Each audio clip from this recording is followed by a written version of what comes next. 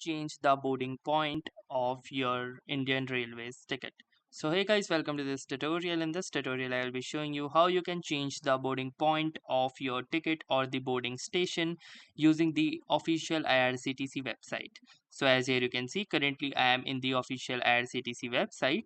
So if you also want to head on to the IRCTC website, simply open any web browser and search for IRCTC, and then you will need to click onto the particular address, that is irctc.co.in, as it is the official IRCTC website. Then once you are inside the official IRCTC website, you need to log in with your official IRCTC account credentials. That means your user and your password. And once you have successfully logged into the IRCTC website, you will see an interface like this.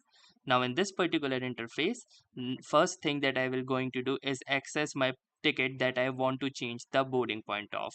So in order to do that, simply hover your cursor over to this my account option, and then from here simply hover it over to this option that says my transactions, and then a new separate menu will open, and from this particular menu you can choose a variety of different types of options.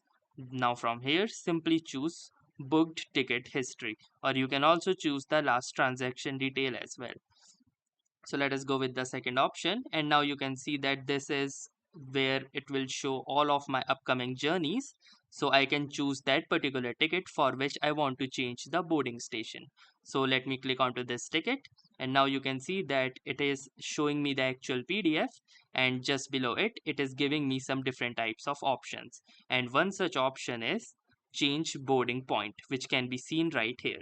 So simply click onto this change boarding point option, and then from here you can choose a new boarding point. So you can choose any of these stations as the new boarding point. So for example, let's say I want to choose this station as the boarding point, since currently this is the already my selected boarding point. So if I click onto this, I will get this confirmation, do you want to process the boarding point change request? So you can click onto this OK button, and your request will be successfully confirmed, and your boarding point will be changed, and you will be notified via email or an SMS. So that was all for this tutorial.